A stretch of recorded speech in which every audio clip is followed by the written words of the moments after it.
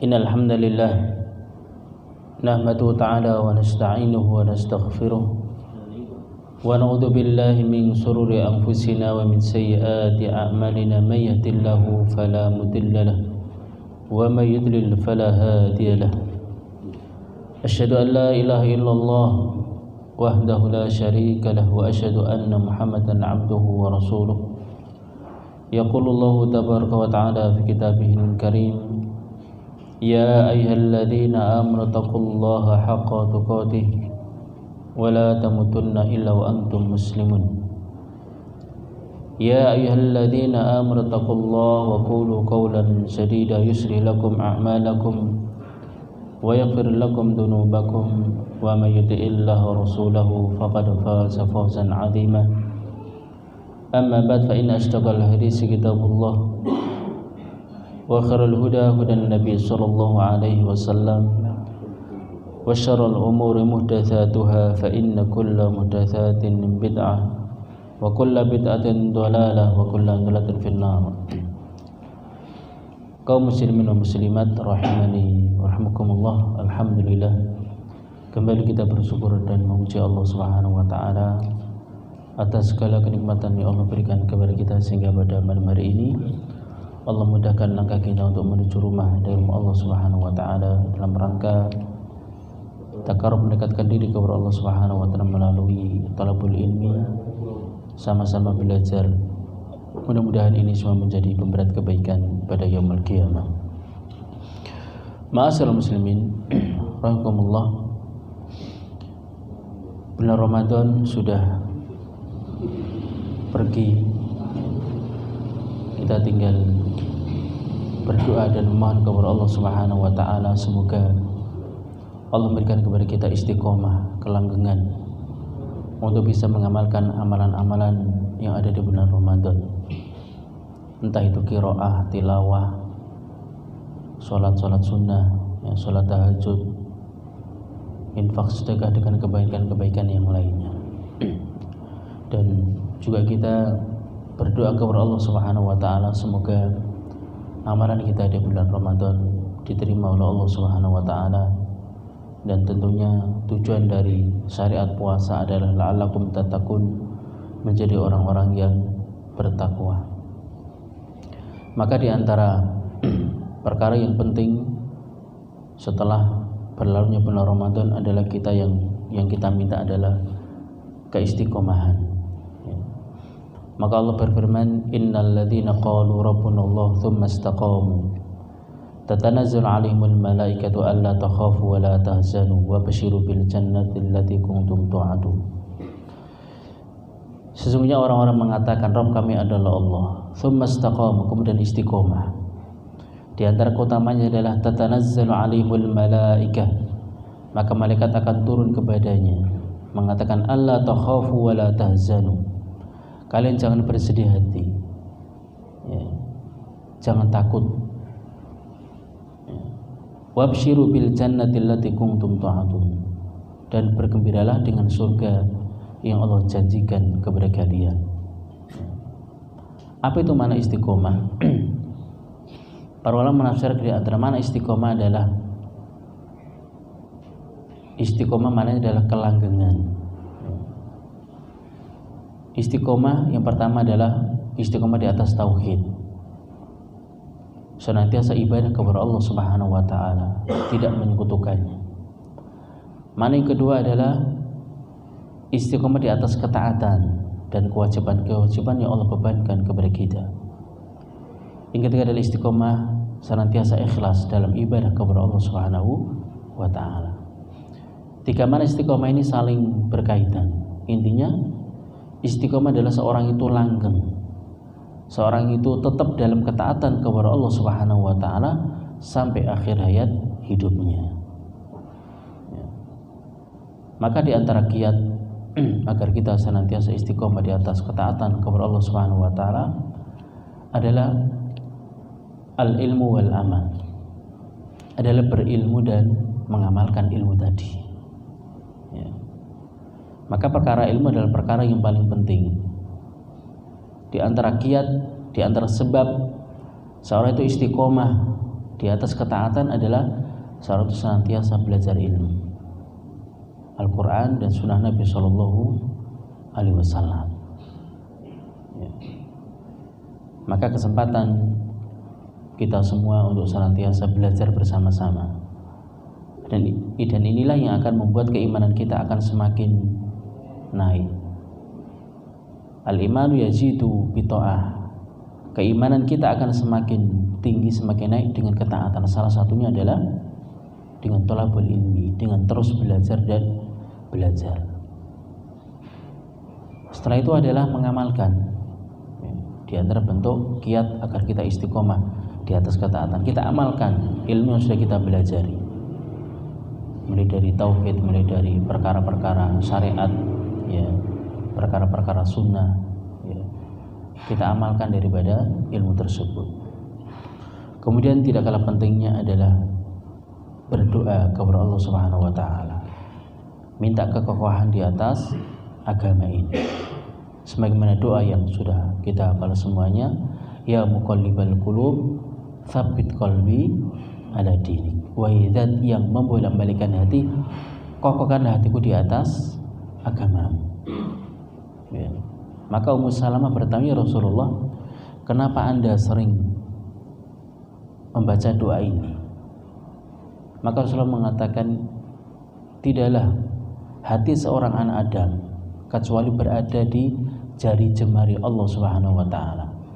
Ketika Allah berkehendak, Allah akan berikan hidayah. Tapi jika ketika Allah berkehendak, Allah akan sesatkan dia. Maka mohonlah kepada Allah Subhanahu wa taala istiqomah, dikokohkan di atas iman wal Islam. Dan juga doa yang dalam Al-Qur'an, Rabbana la tuzigh qulubana ba'da idh hadaitana wa hab lana min ladunka rahmah innaka antal wahhab. Ya Rabb kami, janganlah Engkau palingkan hati kami setelah Engkau berikan hidayah kepada kami. Setelah berlalunya bulan Ramadan, setelah bulan Ramadan merupakan madrasah pendidikan, ya, untuk kita senantiasa sabar, untuk senantiasa kita taat, melaksanakan perintahnya, menjauhi larang-larangannya, ya. Maka tentunya buah daripada bulan Ramadan adalah menjadi orang-orang bertakwa, menjadi orang-orang istiqomah, menjalankan senantiasa amalan-amalan di bulan Ramadan. Jangan sampai kita menjadi kaum yang tidak kenal Allah kecuali di bulan Ramadan. Ya, maka ma'asyiral muslimin rahimakumullah, ini diantara sebagai mukadimah kita yang mungkin libur kurang lebih 1 bulan lebih, ya. Maka mudah-mudahan kita senantiasa diberikan istiqomah untuk senantiasa di atas ketaatan kepada Allah Subhanahu wa taala sampai akhir hayat hidup kita. Tapi kita lanjutkan pelajaran kita daripada Fathul Qawiyil Matin, itu syarah daripada Arba'in Nawawi dan disemarkan menjadi 50 hadis karya Syekh Abdul Muhsin bin Hamad Al-Abad Al-Badr. Kita baca hadis yang ke-31. Qala al-mu'allif rahimahullahu ta'ala al-hadisul hadiyah wa thalathun. Hadis yang ke-31, An Abil Abbas Sahal bin Sa'ad As-Sa'idi radhiyallahu anhu qala ja'a rajulun ila Nabi sallallahu alaihi wasallam faqala ya Rasulullah dullani ala amalin idza amiltuhu ahabbani Allah wa ahabbani an-nas faqala izhad fid dunya yuhibbukallah wazhad fima indan nas yuhibbukan nas. Hadisun hasanun rawi Ibnu Majah wa khairu bi asanida hasan. Dari Abul Abbas Sahal bin Sa'ad As-Sa'idi radhiyallahu anhu, beliau berkata, ada seseorang datang kepada Nabi sallallahu alaihi wasallam dan bertanya, ya Rasulullah, wahai Rasulullah, dullani, tunjukkan kepadaku, ala amalin, sebuah amalan, idza amiltuhu, apabila aku mengamalkan amalan tadi, ahabbani Allah, Allah akan mencintaiku, wa ahabbani an-nas, dan manusia juga akan mencintaiku. Faqala, maka Rasulullah menjawab, izhad fid dunya, zuhudlah dalam perkara dunia, yuhibbakallah, niscaya Allah mencintaimu, wazhad fima ingdan nas, dan zuhudlah terhadap perkara yang ada pada manusia, niscaya manusia akan mencintaimu. Hadis ini hasan, diriwayatkan oleh Ibnu Majah dan selainnya dengan sanad yang hasan. Ma'asyiral muslimin rahimakumullah, di sini Syekh Muhsin Al-Abbad Al-Badr menjelaskan beberapa poin dari hadis ini. Poin yang pertama adalah ashabu Rasulillah sallallahu alaihi wasallam akhrasun nas ala kulli khairin. Sahabat Rasulullah sallallahu alaihi wasallam adalah manusia yang paling semangat terhadap setiap kebaikan. Ya. Maka tidak heran sahabat adalah generasi yang terbaik dari umat ini. Khairun nasi qarni thumma alladziina yalunhum thumma alladziina yalunhum. Manusia yang paling baik, generasi yang paling baik adalah para sahabat, karena mereka hidup di masa Rasulullah SAW. Dan terbukti dari hadis-hadis, sahabat adalah manusia yang paling semangat untuk mendapatkan kebaikan. Wasbaqun nas ila kulli khairin, dan manusia yang paling segera, paling depan untuk mendapatkan kebaikan itu adalah para sahabat radhiyallahu anhum. Sehingga dalam beragama ini pun bagaimana kita meniru kepada para sahabat radhiyallahu anhum, bagaimana mereka memahami Al-Quran, bagaimana mereka memahami hadis, bagaimana ibadah mereka, bagaimana akhlak mereka, bagaimana semangat mereka. Maka kita contoh adalah para sahabat radhiyallahu anhum. Waqad harasa hadha sahabi ala ma'rifati ma yajlibu lahu mahabbatullah wa mahabbatan nas. Maka sungguh sahabat ini mereka bersemangat untuk mengetahui perkara yang bisa mendatangkan kecintaan Allah kepada seorang hamba dan perkara yang bisa mendatangkan kecintaan manusia kepada manusia tersebut. Ini tentunya perkara yang agung, perkara yang besar. Ketika seorang hamba dicintai oleh Allah Subhanahu wa taala merupakan nikmat yang sangat besar. Kecintaan yang tiada tandingannya. Ketika Allah sudah mencintai seorang hamba, maka Allah akan membimbingnya. Allah akan mengarahkannya, memberikan hidayah. Allah akan jaga pendengarannya sehingga tidaklah dia mendengar kecuali sesuatu yang baik. Allah akan menjaga penglihatannya. Tidaklah dia melihat kecuali perkara yang baik. Allah akan jaga jasadnya. Tidaklah kakinya dia melangkah kecuali dalam perkara yang baik. Ini diantara daripada ketika dicintai oleh Allah Subhanahu wa taala. Fasalan Nabi sallallahu alaihi wasallam hadza soal. Maka sahabat tadi bertanya kepada Nabi tentang pertanyaan ini, yaitu adalah perkara yang bisa mendatangkan kecintaan Allah dan manusia juga mencintainya. Ini poin yang pertama. Poin yang kedua, sabda Nabi SAW, izhad fid dunya yuhibbukallah. Zuhudlah engkau di dunia, niscaya Allah akan mencintaimu. Maka Rasulullah SAW menjelaskan bahwasanya kecintaan Allah itu akan dihasilkan dengan zuhud dengan perkara dunia. Sekarang apa itu makna zuhud? Apakah zuhud itu tidak punya harta kemudian dikatakan zuhud? Apakah zuhud itu orang miskin dikatakan zuhud? Apakah zuhud itu memakai pakaian yang compang-camping dikatakan orang zuhud? Maka zuhud di sana ada beberapa definisi. Di antara di sini yang dinukilkan oleh saya di sini adalah sebagaimana dinukilkan oleh Al-Hafidz Ibnu Rajab dalam syarah beliau Jami' Ulum wal Hikam. Zuhud adalah tarkul insan kullama yuskhilu anillah. Manusia itu meninggalkan sesuatu yang menyibukkan diri dari mengingat Allah Subhanahu wa ta'ala. Jadi zuhud adalah tarkul insan kullama yushghuluhu anillah. Seseorang meninggalkan sesuatu yang menyibukkan diri.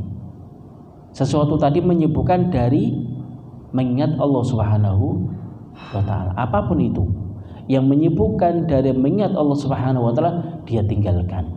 Itu makna zuhud. Ini termasuk makna yang sangat bagus ya, yang dimiliki oleh Al-Hafidz Ibnu Rajab dalam syarah beliau Al-Jami'ul Ulum wal Hikam. Kemudian dari Abu Sulaiman Ad-Darani ya, beliau mengatakan waqala Abu Sulaiman Ad-Darani ikhtalafu alaina fi zuhd bil Iraq. Orang-orang Irak mereka berselisih dalam menafsirkan kata zuhud ini ya. Di antara mereka adalah az-zuhdu fi tarki liqa'in nas. Zuhud adalah meninggalkan bertemu dengan manusia, intinya menjauh dari manusia. Kedua adalah fitar kisahwat. Zuhud maknanya adalah meninggalkan syahwat. Kemudian di antara mereka ada yang mengatakan fitar kisab, meninggalkan kekenyangan sehingga makan tidak pernah kenyang. Ini makna zuhud. Kemudian beliau mengatakan wa kalam qaribun ba'du min ba'din. Definisi mereka ini saling mendukung, satu dengan lain saling berdekatan ya. Dan dari apa yang mereka definisikan tentang perkara zuhud tadi, maka disimpulkan makna zuhud yang paling bagus adalah tarkul insan kulli ma yuskhilu anillah. Seorang itu meninggalkan sesuatu atau semua yang menyibukkan diri dari ingat kepada Allah Subhanahu wa taala, apapun itu. Sesuatu yang menyibukkan kita lalai, khoflah dari Allah Subhanahu wa taala dia tinggalkan. Maka ini adalah makna yang sangat mencakup apapun itu ya, ini diantara maknanya. Kemudian di sana juga ada makna yang didefinisikan oleh Ibnu Qayyim rahimahullah dan juga Syekh Ibnu Utsaimin belum mendefinisikan zuhud adalah tarku ma la yanfa'u fil akhirah, meninggalkan sesuatu yang tidak bermanfaat untuk akhirat. Ini makna zuhud. Ini juga makna yang sangat mencakup, intinya meninggalkan sesuatu yang tidak bermanfaat untuk akhirat, maka dia tinggalkan. Apapun itu yang tidak bermanfaat untuk akhirat dia tinggalkan. Maka dari definisi ini ketika seorang itu punya saya contohkan mobil contohnya. Seorang yang punya mobil, apakah dikatakan orang itu tidak zuhud? Bisa dikatakan zuhud tidak? Atau mungkin dikatakan tidak zuhud? Dengan definisi tadi, definisi meninggalkan sesuatu yang tidak bermanfaat untuk akhiratnya. Pribun? Hah? Bisa ya? Baik, barakallahu fikum. Dengan definisi tadi, ya, tergantung penggunaannya kan itu. Kalau dia punya mobil dalam rangka untuk mendekatkan diri kepada Allah Subhanahu wa taala, untuk pergi taklim ataupun yang lainnya, maka ini sesuatu yang bermanfaat. Maka dikatakan orang itu juga bisa dikatakan apa? Zuhud. Kecuali kalau dia punya sarana tadi ya jauh dari akhirat ya. Dia punya sarana kendaraan, mobil ataupun yang lainnya tidak dimanfaatkan untuk ibadah kepada Allah Subhanahu wa taala, nah inilah orang yang tidak dikatakan zuhud. Maka ini diantara dua definisi yang sangat mencakup. Pertama adalah sebagaimana dikatakan oleh Ibnu Rajab tadi, manusia meninggalkan sesuatu atau semua yang menyibukkan diri dari ingat kepada Allah Subhanahu wa ta'ala. Sesuatu yang melalaikan dia tinggalkan. Ini cakup luasannya. Atau yang kedua tadi, tarkul insan ma la yuhu fil akhirah. Manusia meninggalkan sesuatu yang tidak bermanfaat untuk akhiratnya. Ini diantara definisi daripada zuhud. Jadi zuhud itu bukan berarti orang tidak punya harta ya. Kalau dia punya harta kemudian dia gunakan untuk jalan Allah Subhanahu wa taala, maka ini dikatakan orang yang zuhud ya. Maka zuhud bukan berarti berpakaian compang-camping ya, kemudian orang miskin, bukan. Tapi sebagaimana didefinisikan oleh para ulama tadi. Ma'asyiral muslimin rahimakumullah. Kemudian poin selanjutnya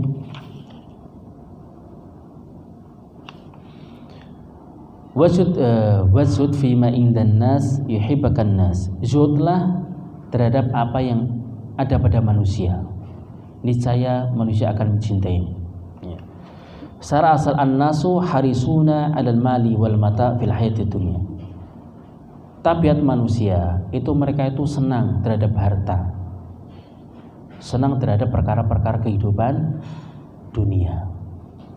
Ketika mereka senang terhadap perkara dunia, ya, maka sa'rum mereka itu adalah imsaku ma fi aidihim wa adamul judbih. Maka secara asal ketika manusia itu cinta terhadap dunia, ya, maka mereka akan menahan apa yang mereka miliki, tidak mungkin akan diberikan kepada orang lain. Maknanya memiliki sifat kikir, bakhil. Itu sa'rum manusia. Karena tidak dipungkiri manusia itu adalah cinta kepada dunia. Ya. Zuzina linnasi hubbus syahwat. Manusia itu dihiasi cinta kepada perkara-perkara yang menyenangkan. Dan itu tabiat manusia. Ya. Maka ketika manusia itu cinta kepada perkara dunia, ya, sehingga manusia itu menahan untuk tidak mengeluarkan apa yang dia miliki, dia tahan untuk tidak diberikan. Maka ketika seorang itu tidak rakus terhadap apa yang dimiliki oleh manusia, maka tentunya dia akan dicintai oleh manusia. Maka Allah mengatakan fattaqullaha mastata'tum wasma'u wa ati'u wa anfiqu khairan li anfusikum wa may yuqa shuha nafsi fa ulaika humul muflihun. Ya. Maka Allah mengatakan bertakwalah kalian kepada Allah mastata'tum, semampu kalian, wasma'u wa ati'u, dengarkan, taati, wa anfiqu khairan li anfusikum, dan berinfaklah karena itu lebih baik untuk kalian. Wa may yuqa shuha nafsi, maka barang siapa yang dijaga dirinya dari sifat kikir, ya, fa ulaika humul muflihun, maka mereka itu orang-orang yang beruntung. Ya. Wa la yujibuhum man yatma'u fi ma indahum, maka tidak mengherankan mereka orang yang memiliki sifat tamak terhadap apa yang dimiliki oleh orang lain. Ketika tetangga kita punya ya mobil, ya, punya kemewahan dunia, ya mungkin kita pengen punya seperti itu. Ya. Ketika orang lain memiliki ya kemewahan dunia yang lain dari sawah, ladang ataupun yang lainnya, mungkin kita juga pengen punya seperti itu. Ya. Maka ketika kita tidak tamak terhadap apa yang dimiliki orang lain, ya, sehingga tidak meminta-minta ataupun yang lainnya, maka manusia akan cinta kepada kita. Ya. Fa idza insanu istaghna anhu, ketika manusia itu merasa cukup apa yang dia miliki, ya, tidak rakus, tidak tamak apa yang dimiliki oleh manusia, ya, maka apa hasilnya akan dicintai oleh orang lain. Nah, ini diantara amalan kedua. Ketika kita ingin dicintai oleh orang lain, itu manusia, maka milikilah sifat zuhud. Zuhud maknanya dasar bahasa adalah meninggalkan, tidak rakus terhadap apa yang dimiliki oleh orang. Fulan punya ini, pengen itu. Fulan punya itu, pengen itu. Maka ketika kita tinggalkan hal tersebut, maka kita akan selamat dari keburukan mereka. Ini. Ma'asyiral muslimin rahimahullah, ini diantara beberapa poin yang beliau jelaskan berkaitan dengan hadis ke-31. Kemudian faedah dari hadis ini pertama adalah hirsus sahabah ala ma yajlibu alahu mahabbatullah wa mahabbatan nas. Semangatnya para sahabat untuk mengamalkan sesuatu yang bisa mendatangkan kecintaan Allah dan kecintaan manusia. Kalau kita sudah dicintai oleh Allah, kemudian dicintai oleh manusia, maka itu perkara yang sangat indah. Sudah dicintai oleh Allah dan disenangi oleh manusia, maka ini adalah perkara yang sangat agung, perkara yang sangat indah. Maka para sahabat pun mereka bersemangat bagaimana untuk bisa dicintai oleh Allah dan dicintai oleh manusia. Bagaimana caranya? Adalah memiliki sifat zuhud dalam perkara dunia. Faedah yang kedua, itsbatu sifatil mahabbah lillah azza wa jalla. Dalam hadis ini ada penetapan sifat mahabbah, cinta bagi Allah Subhanahu wa ta'ala. Ini diantara tauhid asma wa sifat ya. Maka ketika Allah memiliki sifat mahabbah, cinta, maka bagaimana kita mengimani Allah memiliki sifat mahabbah, cinta, dan cintanya Allah tidak sama dengan cintanya makhluk. Ketika Allah memiliki sifat menunjukkan akan kesempurnaan, keagungan Allah Subhanahu wa ta'ala. Dan kita tidak boleh menyerupakan sifatnya Allah, cintanya Allah dengan cintanya makhluk.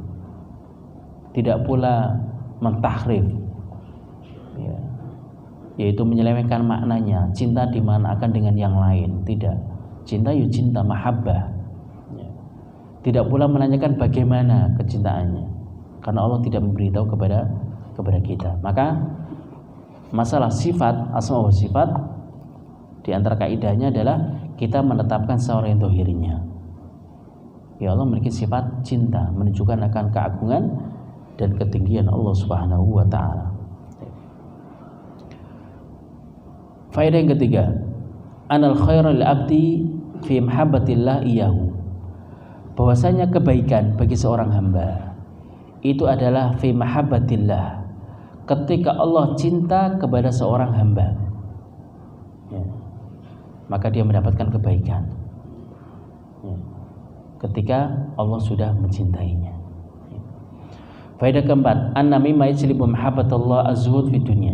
Di antara perkara atau amalan yang bisa mendatangkan kecintaan Allah adalah zuhud dalam perkara dunia. Karena ketika seorang itu memahami tentang perkara dunia ya, bagaimana hakikat dunia ya, dia akan menggunakan dunia ini sekadarnya ya. Kenapa dikatakan dunia? Karena dunia itu adalah dekat ya. Dunia itu adalah suatu yang hina, dari kata dana ya. Dunia itu akan segera pergi. Ini secara bahasa. Dan banyak hadis dan ayat yang menunjukkan bagaimana hakikat dunia ini. Inna dunya mata'ul ghurur. Dunia adalah kesenangan yang menipu. Wa mal hayatud dunya, tidak kehidupan dunia itu laibun walahun, permainan dan sendoguru. Dan juga dalam hadis yang lain Nabi mengatakan dunia itu adalah hijau dan manis, enak dilihat dan manis dirasakan. Itulah dunia, tapi hanya sebentar. Para ulama menggambarkan bagaimana kita menyikapi dunia ini ya. Ada yang mengatakan butuhnya kita terhadap dunia seperti butuhnya kita terhadap kamar mandi atau WC. Ketika butuh kita datang, ketika sudah selesai ya sudah, kita akan keluar. Kita tidak akan mungkin terus. Ketika kita ingin buang hajat, ya di situ tempatnya.